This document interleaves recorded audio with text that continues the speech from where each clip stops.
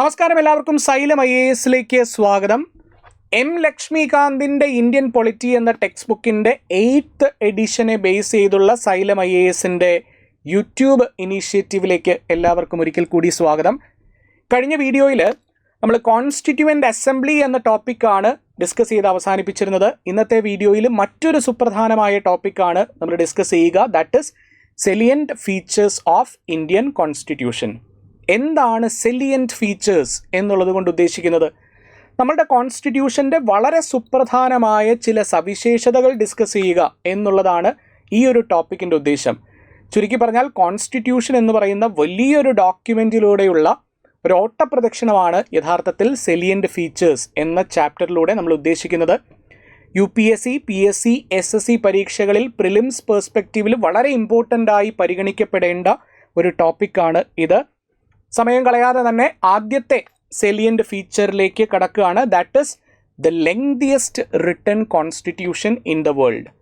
See, the Constitution of India is the lengthiest written constitution in the world. Indian constitution എന്നത് ലോകത്തിലെ തന്നെ ഏറ്റവും വലിയ ലിഖിത ഭരണഘടനയാണ്.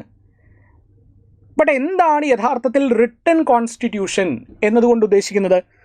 കോൺസ്റ്റിറ്റ്യൂഷൻ എന്ന ഡോക്യുമെൻറ്റിനെ നമുക്ക് രണ്ടായി കാറ്റഗറൈസ് ചെയ്യാം, അല്ലേ? കോൺസ്റ്റിറ്റ്യൂഷനെ ബേസിക്കലി നമുക്ക് രണ്ടായി കാറ്റഗറൈസ് ചെയ്യാം. ഒന്ന് റിട്ടൺ കോൺസ്റ്റിറ്റ്യൂഷൻ അല്ലെങ്കിൽ ലിഖിത ഭരണഘടന എന്നും, മറ്റൊന്ന് അൺറിട്ടൺ കോൺസ്റ്റിറ്റ്യൂഷൻ അല്ലെങ്കിൽ അലിഖിത ഭരണഘടന എന്നും, ഇങ്ങനെ രണ്ടായി കാറ്റഗറൈസ് ചെയ്യാം.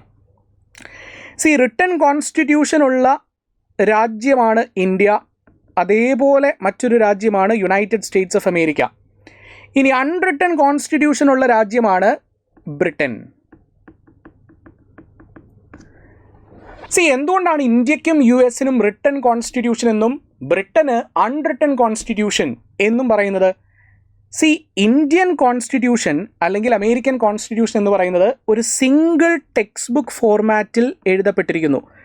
ഒരു സിംഗിൾ ടെക്സ്റ്റ് ബുക്കായി അവൈലബിൾ ആണ് എന്നുള്ളത് കൊണ്ടാണ് ഇന്ത്യക്ക് റിട്ടൺ കോൺസ്റ്റിറ്റ്യൂഷൻ ഉണ്ട് എന്ന് പറയുന്നത്. പക്ഷേ British constitution is not available as a single text book. British constitution എന്ന് പറയുന്നത് ഒരൊറ്റ പുസ്തക രൂപത്തിൽ ലഭ്യമല്ല. അപ്പോൾ പ്രത്യേകമായി മനസ്സിലാക്കേണ്ടത് ഇതാണ്. അൺറിട്ടൺ കോൺസ്റ്റിറ്റ്യൂഷൻ എന്ന് പറഞ്ഞാൽ എഴുതപ്പെടാത്ത കോൺസ്റ്റിറ്റ്യൂഷൻ എന്നല്ല അർത്ഥം. എഴുതപ്പെട്ടിട്ടുണ്ട്, പക്ഷേ അതൊരു സിംഗിൾ ടെക്സ്റ്റ് ബുക്ക് ഫോർമാറ്റിൽ ലഭ്യമല്ല. അപ്പോൾ എന്താണ് യഥാർത്ഥത്തിൽ ബ്രിട്ടീഷ് കോൺസ്റ്റിറ്റ്യൂഷൻ എന്ന് പറഞ്ഞാൽ? ബ്രിട്ടീഷ് കോൺസ്റ്റിറ്റ്യൂഷൻ എന്ന് പറഞ്ഞാൽ ബ്രിട്ടീഷ് പാർലമെൻറ്റ് പാസ്സാക്കുന്ന ആക്റ്റുകളാകാം. ഇനി അതുപോലെ ബ്രിട്ടീഷ് എക്സിക്യൂട്ടീവ് പുറത്തിറക്കുന്ന ഓർഡേഴ്സ് ആകാം.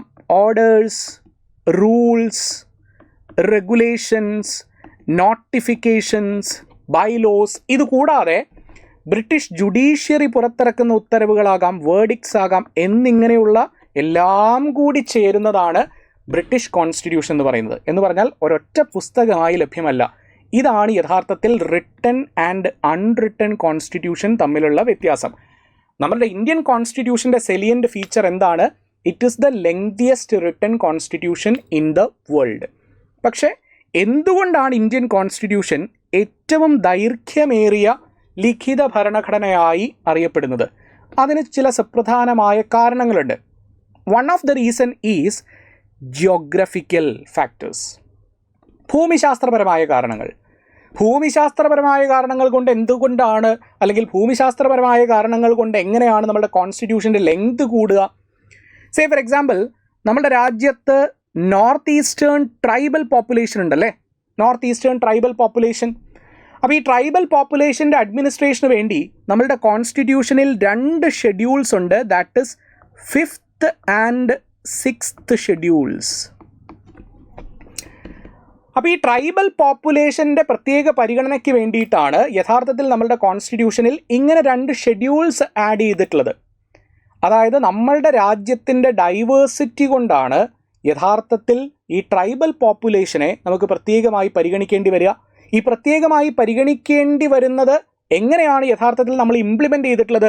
5th and 6th ഷെഡ്യൂൾസിലൂടെയാണ്. അപ്പോൾ 5th ആൻഡ് 6th ഷെഡ്യൂൾസ് എന്ന് പറയുന്ന 2 ഷെഡ്യൂൾ നമ്മുടെ കോൺസ്റ്റിറ്റ്യൂഷനിൽ ട്രൈബൽ പോപ്പുലേഷന് വേണ്ടി ഇൻകോർപ്പറേറ്റ് ചെയ്യുമ്പോൾ ഭൂമിശാസ്ത്രപരമായ കാരണം കൊണ്ട് നമ്മളുടെ കോൺസ്റ്റിറ്റ്യൂഷൻ്റെ ലെങ്ത് വർദ്ധിച്ചിരിക്കുകയാണ്. So that is the first reason, that is geographical factors. The vastness and diversity of India contributes to the lengthiest written constitution in the world. രണ്ടാമത്തെ കാരണം ചരിത്രപരമായിട്ടുള്ള കാരണമാണ്, ഹിസ്റ്റോറിക്കൽ ഫാക്ടേഴ്സ് ആണ്. സേ ഫോർ എക്സാമ്പിൾ, നിങ്ങൾ government of India act of 1935, government of India act of 1935 എന്നുറപ്പായിട്ടും കേട്ടിട്ടുണ്ടായിരിക്കും. നമ്മൾ already discuss ചെയ്തിട്ടുള്ളതാണല്ലേ. ഈ സീരീസിൻ്റെ ഭാഗമായിട്ട് തന്നെ നമ്മൾ വളരെ വിശദമായിട്ട് ഡിസ്കസ് ചെയ്തിട്ടുള്ളൊരു ടോപ്പിക്കാണ് ഈ പറയുന്ന നിയമം. ഈ നിയമത്തിൻ്റെ പ്രത്യേകത, it is known as the blue print of the Indian constitution എന്ന് മാത്രമല്ല, ബ്രിട്ടീഷ് പാർലമെൻറ്റ് ഇന്ത്യക്ക് വേണ്ടി പാസ്സാക്കിയിട്ടുള്ള ഏറ്റവും വലിയ നിയമമാണ് government of India act of 1935. Almost 65% മുതൽ 70% വരെ ഇന്ത്യൻ കോൺസ്റ്റിറ്റ്യൂഷനിലേക്ക് നമ്മൾ കടമെടുത്തിരിക്കുന്ന സോഴ്സ് ഏതാണ്? It is government of India act of 1935. ഈ നിയമത്തിൻ്റെ സ്വാധീനം, that is one of the historical factors that has contributed to the lengthiest written constitution. അതേപോലെ തന്നെ നമുക്കറിയാം, നമ്മുടെ രാജ്യം 1947 ഓഗസ്റ്റ് 15 സ്വതന്ത്രമായി പ്രഖ്യാപിക്കപ്പെട്ടു. ഓൾമോസ്റ്റ് ഒരു വർഷക്കാലം ജനങ്ങൾ ഇന്ത്യയിൽ നിന്ന് പാകിസ്ഥാനിലേക്കും പാകിസ്ഥാനിൽ നിന്ന് ഇന്ത്യയിലേക്കും പലായനം ചെയ്യപ്പെട്ടു അല്ലേ. കാര്യം 1947 ഓഗസ്റ്റ് 15 ഇന്ത്യ സ്വതന്ത്രമാക്കപ്പെടുക മാത്രമല്ല ചെയ്തത്, രാജ്യം രണ്ടായി വിഭജിക്കപ്പെടുക കൂടി ചെയ്തു. സ്വാഭാവികമായും പാകിസ്ഥാനിൽ പെട്ടുപോയവർക്ക് ഇന്ത്യൻ സിറ്റിസൺഷിപ്പ് അല്ലെങ്കിൽ ഇന്ത്യക്കാരായി തുടരണമെന്നും, ഇന്ത്യയിൽ പെട്ടുപോയവർക്ക് പാകിസ്ഥാനിലേക്ക് പോകണമെന്നും, പാകിസ്ഥാനിൽ ചെന്ന് കഴിഞ്ഞപ്പോൾ തിരിച്ച് ഇന്ത്യയിലേക്ക് എത്തണമെന്നുമുള്ള ആഗ്രഹം ഉണ്ടായിരുന്നു. ഇവർ നിരന്തരമായി പലായനം ചെയ്തുകൊണ്ടിരുന്നു. പക്ഷേ ഒരു രാജ്യത്തെ സംബന്ധിച്ച് ആ രാജ്യത്തിന് അവരവരുടേതായ പോപ്പുലേഷൻ, സിറ്റിസൺസ് ഉണ്ടായിരിക്കണം അല്ലേ. അപ്പോൾ അതുകൊണ്ട് നമ്മൾ എന്ത് തീരുമാനിച്ചു? കോൺസ്റ്റിറ്റ്യൂവൻ്റ് അസംബ്ലിയിൽ തീരുമാനിച്ചു, ഇന്ത്യൻ കോൺസ്റ്റിറ്റ്യൂഷനിൽ ഡെഡിക്കേറ്റഡ്ലി ഒരു പാർട്ട് നമ്മൾ പ്രൊവൈഡ് ചെയ്യും. And that part will be to identify the real citizens of India. പല രാജ്യങ്ങളുടെയും കോൺസ്റ്റിറ്റ്യൂഷനിൽ സിറ്റിസൺഷിപ്പ് എന്ന് പറയുന്നൊരു പാർട്ടില്ല. ആ രാജ്യങ്ങളിലെ നിയമനിർമ്മാണ സഭകൾ അവരാണ് തീരുമാനിക്കുന്നത് യഥാർത്ഥത്തിൽ ഓരോ കാലഘട്ടത്തിനനുസരിച്ച് നമ്മൾ എങ്ങനെ സിറ്റിസൺസിനെ ഐഡൻറ്റിഫൈ ചെയ്യണമെന്ന്. പക്ഷേ ഇന്ത്യൻ കോൺസ്റ്റിറ്റ്യൂഷനിൽ there is a dedicated part, that is part 2 of the Indian constitution, to identify citizens of India എന്ന് കോൺസ്റ്റിറ്റ്യൂഷൻ നിലവിൽ വരുമ്പോൾ യഥാർത്ഥത്തിൽ ഇന്ത്യൻ സിറ്റിസൺസ് ആരെല്ലാമാണ് എന്ന് ഐഡൻറ്റിഫൈ ചെയ്യണം. അതിനുവേണ്ടി സിറ്റിസൺഷിപ്പ് എന്ന് പറയുന്നൊരു പാർട്ട് നമ്മളുടെ കോൺസ്റ്റിറ്റ്യൂഷനിൽ ഇൻകോർപ്പറേറ്റ് ചെയ്തു. So that is something which is historical അല്ലേ. ചരിത്രപരമായൊരു കാരണം കൊണ്ടാണ് പാർട്ടീഷൻ എന്ന് പറയുന്നത്, ചരിത്രപരമായ ഒരു കാരണമാണ്. So that has contributed to the lengthiest written constitution. The third reason is that we have only single constitution. Say for example, American constitution written ആണ്. പക്ഷെ അമേരിക്കയിലെ സംസ്ഥാനങ്ങൾക്കും അതുപോലെ ഫെഡറേഷനും വ്യത്യസ്ത കോൺസ്റ്റിറ്റ്യൂഷനുകളാണുള്ളത്. പക്ഷേ ഇന്ത്യയെ സംബന്ധിച്ച് കേരളത്തിന് സെപ്പറേറ്റ് ആയിട്ടുള്ളൊരു കോൺസ്റ്റിറ്റ്യൂഷൻ ഇല്ല, തമിഴ്നാടിന് സെപ്പറേറ്റ് ആയിട്ടുള്ളൊരു കോൺസ്റ്റിറ്റ്യൂഷൻ ഇല്ല. നമുക്ക് സിംഗിൾ കോൺസ്റ്റിറ്റ്യൂഷൻ മാത്രമേ ഉള്ളൂ, ഒരൊറ്റ കോൺസ്റ്റിറ്റ്യൂഷനേ ഉള്ളൂ. That is constitution of India. അതുകൊണ്ട് തന്നെ സംസ്ഥാനങ്ങളുടെ കാര്യവും കേന്ദ്രത്തിൻ്റെ കാര്യവും യൂണിയൻ ടെറിട്ടറീസിൻ്റെ കാര്യവും ഒക്കെ നമ്മളുടെ കോൺസ്റ്റിറ്റ്യൂഷൻ ഓഫ് ഇന്ത്യ എന്ന ഡോക്യുമെൻറ്റിൽ തന്നെ മെൻഷൻ ചെയ്യണം എന്നുള്ളതും has contributed to the lengthiest written constitution. And finally, the presence of legal luminaries, അതായത് ഭരണഘടനാ നിർമ്മാണ സഭയിൽ നിയമപണ്ഡിതന്മാരുടെ സ്വാധീനം അല്ലെങ്കിൽ നിയമപണ്ഡിതന്മാരുടെ സാന്നിധ്യം has contributed to the lengthiest written constitution. എന്തുകൊണ്ടാണ് ഈ നിയമപണ്ഡിതന്മാരുണ്ടെങ്കിൽ കോൺസ്റ്റിറ്റ്യൂഷൻ്റെ ലെങ്തിനെ അത് സ്വാധീനിക്കുക? ഈ അഭിഭാഷകരുടെ ഭാഷ നിങ്ങൾ ശ്രദ്ധിച്ചു കഴിഞ്ഞാൽ മനസ്സിലാകും, അവരുടെ സെൻറ്റൻസുകൾ വളരെ കോംപ്ലക്സ് ആണ്, വളരെ ലെങ്തിയാണ്. And that has contributed to the lengthiest written constitution of the world. അപ്പോൾ അങ്ങനെ വ്യത്യസ്ത കാരണങ്ങൾ കൊണ്ടാണ് നമ്മളുടെ കോൺസ്റ്റിറ്റ്യൂഷൻ ഏറ്റവും ദൈർഘ്യമേറിയ ലിഖിത ഭരണഘടന എന്നറിയപ്പെടുന്നത്. And that is one of the salient feature. നമ്മുടെ കോൺസ്റ്റിറ്റ്യൂഷൻ നിലവിൽ വരുന്ന സമയത്ത് 395 ആർട്ടിക്കിൾസ്, 22 ഭാഗങ്ങൾ, 8 പട്ടികകൾ, ഇത്രയുമാണ് നമ്മുടെ കോൺസ്റ്റിറ്റ്യൂഷനിൽ ഉണ്ടായിരുന്നത്. 395 articles, 22 parts and 8 schedules. And please understand, ഇത്രയും കാര്യങ്ങൾ എഴുതി ചേർത്തതിന് ശേഷമാണ് ഒബ്ജക്റ്റീവ് റെസൊല്യൂഷൻ മോഡിഫൈ ചെയ്ത് പ്രിയാമ്പിൾ എന്നൊരു ഇൻട്രൊഡക്ഷൻ നമ്മളുടെ കോൺസ്റ്റിറ്റ്യൂഷനിൽ ഫിക്സ് ചെയ്യുന്നത്. അപ്പോൾ ആദ്യം കോൺസ്റ്റിറ്റ്യൂഷൻ മുഴുവനും എഴുതുന്നു, അതിന് ശേഷമാണ് യഥാർത്ഥത്തിൽ പ്രിയാമ്പിൾ ആദ്യ സ്ഥാനത്ത് ഫിക്സ് ചെയ്യുന്നത്. So please understand, entire constitution എഴുതപ്പെട്ടതിന് ശേഷമാണ് പ്രിയാമ്പിൾ ഫിക്സ് ചെയ്യുന്നത്. പക്ഷേ നിങ്ങൾ പ്രധാനമായും ഇവിടെ മനസ്സിലാക്കേണ്ട മറ്റൊരു കാര്യം, എന്താണ് കോൺസ്റ്റിറ്റ്യൂഷനിൽ പാർട്സ്, ആർട്ടിക്കിൾസ്, ഷെഡ്യൂൾസ് എന്നിവ. നിങ്ങളൊരു ടെക്സ്റ്റ് ബുക്ക് കൺസിഡർ ചെയ്യുക. കോൺസ്റ്റിറ്റ്യൂഷൻ എന്ന് പറയുന്ന ഒരു ടെക്സ്റ്റ് ബുക്കാണ്. ഈ ടെക്സ്റ്റ് ബുക്കിലെ ഇൻഡെക്സ് നോക്കുക. അപ്പോൾ ഇൻഡെക്സിൽ നിങ്ങൾ ഓരോ ഹെഡിങ് കാണും അല്ലേ? ആ ഹെഡിങ്ങിനെയാണ് നമ്മൾ കോൺസ്റ്റിറ്റ്യൂഷനിൽ പാർട്സ് എന്ന് വിളിക്കുക. ഉദാഹരണമായി പാർട്ട് 1.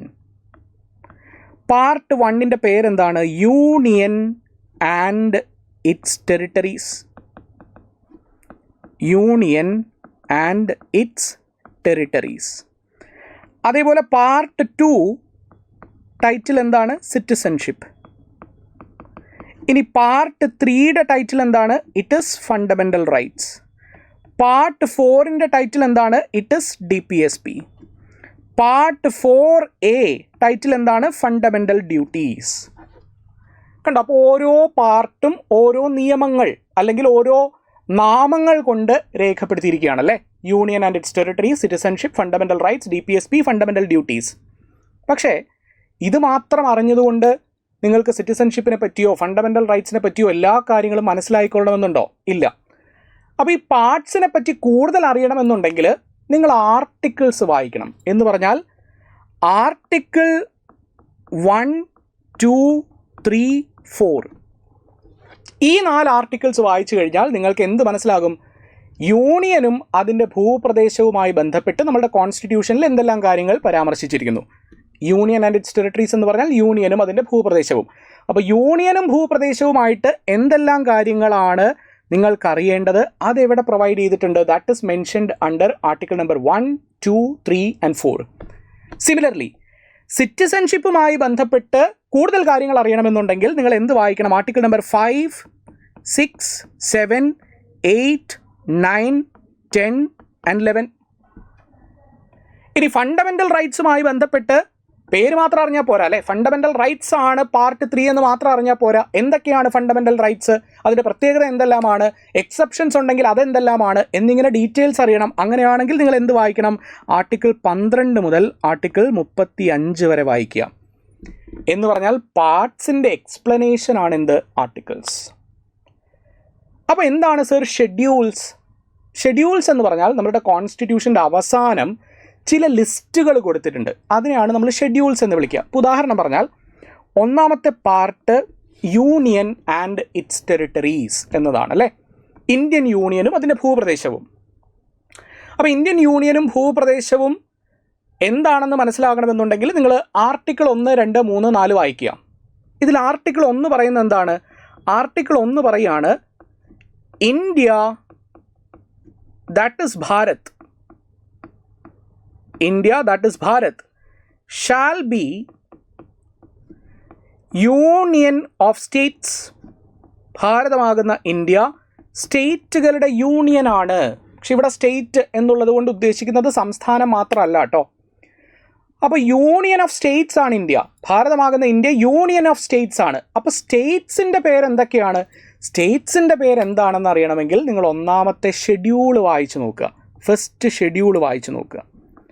ഫസ്റ്റ് ഷെഡ്യൂളിൽ നിങ്ങൾക്ക് ആൽഫബറ്റിക്കൽ ഓർഡറിൽ സംസ്ഥാനങ്ങളുടെയും കേന്ദ്രഭരണ പ്രദേശങ്ങളുടെയും ഒക്കെ പേര് കാണാൻ പറ്റും. അപ്പോൾ സ്റ്റേറ്റ്സ് എന്ന് പറഞ്ഞാൽ ഇവിടെ സംസ്ഥാനങ്ങൾ, കേന്ദ്രഭരണ പ്രദേശങ്ങൾ, അതുപോലെ ഇന്ത്യ അക്വയർ ചെയ്യുന്ന മറ്റ് പ്രദേശങ്ങൾ, അതും എന്താണ്? സ്റ്റേറ്റ്സ് ആണ്. അതിൻ്റെ ലിസ്റ്റ് കാണണമെന്നുണ്ടെങ്കിൽ നിങ്ങൾ ഒന്നാമത്തെ ഷെഡ്യൂൾ വായിക്കുക. ഇതാണ് യഥാർത്ഥത്തിൽ പാർട്സ്, ആർട്ടിക്കിൾസ് ആൻഡ് ഷെഡ്യൂൾസ് തമ്മിലുള്ള വ്യത്യാസം. ഈ വ്യത്യാസം അറിഞ്ഞ് മാത്രമേ നമ്മൾ മറ്റ് കാര്യങ്ങളിലേക്ക് പോയിട്ട് കാര്യമുള്ളൂ. അതുകൊണ്ടാണ് ഞാൻ ഇതേപ്പറ്റി പറഞ്ഞത്. സോ നിങ്ങൾക്ക് നോക്കിയാൽ മനസ്സിലാകും parts in the Indian constitution. ഒന്നാമത്തെ പാർട്ട് ആർട്ടിക്കിൾ 1 മുതൽ 4 വരെ യൂണിയൻ ആൻഡ് ഇറ്റ്സ് ടെറിട്ടറീസ് എന്നാണ്. രണ്ടാമത്തെ പാർട്ട് സിറ്റിസൺഷിപ്പാണ്. ആർട്ടിക്കിൾ 5 മുതൽ 11 വരെയാണ്. അങ്ങനെ എല്ലാ പാർട്ടും ഞാനിവിടെ കൃത്യമായിട്ട് മെൻഷൻ ചെയ്തിട്ടുണ്ട്. വളരെ ഇമ്പോർട്ടൻ്റ് ആയിട്ടുള്ളൊരു സ്ലൈഡാണിത്. അറ്റ്ലീസ്റ്റ് ഒരു ചോദ്യമെങ്കിലും നിങ്ങൾക്ക് ഈ സ്ലൈഡിൽ നിന്ന് ഏത് പരീക്ഷയ്ക്കാണെങ്കിലും ലഭിക്കാനുള്ള സാധ്യതയുണ്ട്. അപ്പോൾ സ്വാഭാവികമായിട്ട് നിങ്ങൾ ചോദിക്കും, എല്ലാ ഇൻഫർമേഷനും പഠിക്കേണ്ട ആവശ്യമുണ്ടോ ഈ സ്ലൈഡിൽ നിന്ന്? ഈ സ്ലൈഡിൽ നിന്ന് പാർട്ട് 6 വരെ ഇത്രയും കാര്യങ്ങൾ നിങ്ങൾ പഠിച്ചു വെച്ചിട്ട് വേണം പോകാൻ. അതായത് പാർട്ട് 5 യൂണിയൻ ആണ്, പാർട്ട് 6 സ്റ്റേറ്റ് ആണ്. അതിൻ്റെ ആർട്ടിക്കിൾ റേഞ്ച് കൂടി അറിഞ്ഞിരിക്കുക. ഓരോ ആർട്ടിക്കിൾസും പഠിക്കണമെന്നില്ല. പാർട്ട് 5 52 മുതൽ 151 വരെയാണ് എന്നതും പാർട്ട് 6 152 മുതൽ 237 വരെയാണ് എന്നുള്ളതും മനസ്സിലാക്കിയിരിക്കുക. അതിൻ്റെ ടൈറ്റിൽ മനസ്സിലാക്കിയിരിക്കുക. പിന്നീട് അങ്ങോട്ട് വളരെ ഇമ്പോർട്ടൻ്റ് ആയിട്ടുള്ള പാർട്സ് മാത്രം പഠിച്ചാൽ മതി. സേ ഫോർ എക്സാമ്പിൾ പാർട്ട് 9 പഞ്ചായത്താണ്, പാർട്ട് 9A മുനിസിപ്പാലിറ്റിയാണ്. അതുപോലെ say for example part 15 elections ആണ്, പാർട്ട് 18 എമർജൻസി പ്രൊവിഷൻ ആണ്, പാർട്ട് 17 ഒഫീഷ്യൽ ലാംഗ്വേജ് ആണ്, part 20 amendment of the constitution ആണ്. അങ്ങനെ പ്രധാനപ്പെട്ട ചോദ്യ പേപ്പറുകളിൽ നിരന്തരമായി കാണുന്ന പാർട്സ് മാത്രം പഠിച്ചു വെച്ചാൽ മതി. ഇനി ഷെഡ്യൂൾസിലേക്ക് വരുമ്പോഴും ഇതേപോലെ തന്നെ ഒരു ചോദ്യമെങ്കിലും നിങ്ങൾക്ക് ഈ ഷെഡ്യൂൾസിൽ നിന്ന് ഉറപ്പായിട്ടും ലഭിക്കും. അതുകൊണ്ട് ഈ ഷെഡ്യൂൾസും നിങ്ങൾ കൃത്യമായി ഐഡൻറ്റിഫൈ ചെയ്യാൻ പഠിക്കണം. ഷെഡ്യൂൾ 1 എന്താണ്, ഷെഡ്യൂൾ 2 എന്താണ്, ഷെഡ്യൂൾ 3 എന്താണ്. ഒന്നാമത്തെ പട്ടിക എന്ന് പറയുന്നത് എന്താണ്? ഫസ്റ്റ് ഷെഡ്യൂൾ എന്ന് പറയുന്നത് ഞാൻ നേരത്തെ പറഞ്ഞതുപോലെ it contains the name of states and union territories. അല്ലേ? India that is Bharat shall be union of states. States എന്ന് പറഞ്ഞാൽ എന്താണ്? സംസ്ഥാനങ്ങളും കേന്ദ്രഭരണ പ്രദേശങ്ങളും മറ്റ് കേന്ദ്രം അഡ്മിനിസ്റ്റർ ചെയ്യുന്ന പ്രദേശങ്ങളും അല്ലെങ്കിൽ കേന്ദ്ര ഗവൺമെൻറ്റിന് കീഴിലുള്ള പ്രദേശങ്ങളും ഒക്കെ എന്താണ്? സ്റ്റേറ്റ്സ് എന്നതിൻ്റെ ഭാഗമാണ്. ഇനി രണ്ടാമത്തെ ഷെഡ്യൂൾ എന്താണ്? രണ്ടാമത്തെ ഷെഡ്യൂള് ചില ഭരണഘടനാ സ്ഥാപനങ്ങളുടെ സാലറിയെ പറ്റി പരാമർശിക്കുന്ന ഷെഡ്യൂളാണ്.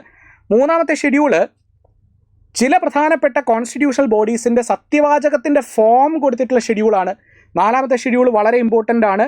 രാജ്യസഭയിൽ ഓരോ സംസ്ഥാനങ്ങൾക്കും എത്ര സീറ്റ് വീതം അലോട്ട് ചെയ്തിരിക്കുന്നു എന്ന് പരാമർശിച്ചിരിക്കുന്ന ഷെഡ്യൂളാണ്. 5th ഷെഡ്യൂളും 6th ഷെഡ്യൂളും ഷെഡ്യൂൾഡ് ഏരിയാസിൻ്റെ, ട്രൈബൽ ഏരിയാസിൻ്റെ അഡ്മിനിസ്ട്രേഷനുമായി ബന്ധപ്പെട്ടിട്ടുള്ള കാര്യങ്ങളാണ് 5th and 6th ഷെഡ്യൂളിൽ പരാമർശിക്കുന്നത്.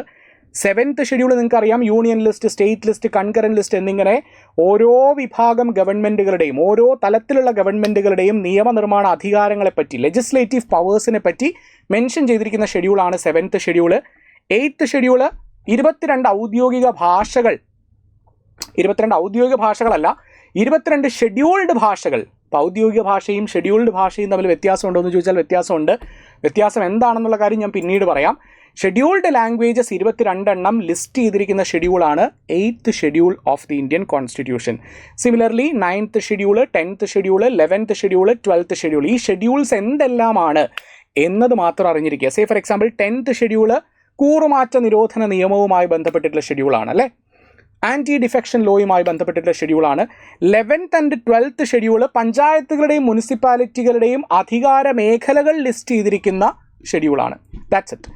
അപ്പോൾ ഈ ഷെഡ്യൂളുകൾ ഐഡൻറ്റിഫൈ ചെയ്യാൻ നിങ്ങൾ കൃത്യമായി അറിഞ്ഞിരിക്കുക. So that is what you need to understand regarding the first salient feature of the Indian constitution. അപ്പോൾ ഓരോ വീഡിയോയിലും നമ്മൾ സെലിയൻറ്റ് ഫീച്ചേഴ്സുമായി ബന്ധപ്പെട്ടിട്ടുള്ള ക്ലാസ്സസ് വ്യത്യസ്ത വീഡിയോകളിലായിട്ടായിരിക്കും നിങ്ങളിലേക്ക് എത്തിക്കുക. ഓരോ വീഡിയോകളിലും ഇൻഫർമേറ്റീവ് ആയിട്ടുള്ള കണ്ടൻ്റ് ആയിരിക്കും നിങ്ങളിലേക്ക് എത്തിക്കുക. നിങ്ങൾക്ക് ഈ ഒരു ഇനീഷ്യേറ്റീവ് പ്രയോജനമായി തോന്നുന്നുവെങ്കിൽ നിങ്ങളുടെ സ്നേഹം ലൈക്സിലൂടെയും ഷെയർസിലൂടെയും സബ്സ്ക്രിപ്ഷനിലൂടെയും അറിയിക്കുക. കമൻറ്റ് ബോക്സിൽ നിങ്ങളുടെ അഭിപ്രായങ്ങൾ രേഖപ്പെടുത്താം. നിങ്ങളുടെ സ്നേഹവും സപ്പോർട്ടുമാണ് നമ്മളെ സംബന്ധിച്ച് യൂട്യൂബിൽ ഇങ്ങനൊരു സീരീസ് മുന്നോട്ട് കൊണ്ടുപോകാൻ സാധിക്കുന്നതിൽ വലിയ കാര്യമാവുക. സോ നിങ്ങളെല്ലാവരും നിങ്ങളുടെ റെസ്പോൺസ് അറിയിക്കുമെന്ന പ്രതീക്ഷയോടെ അടുത്ത വീഡിയോയിൽ കണ്ടുമുട്ടാം. Till then take care, good bye.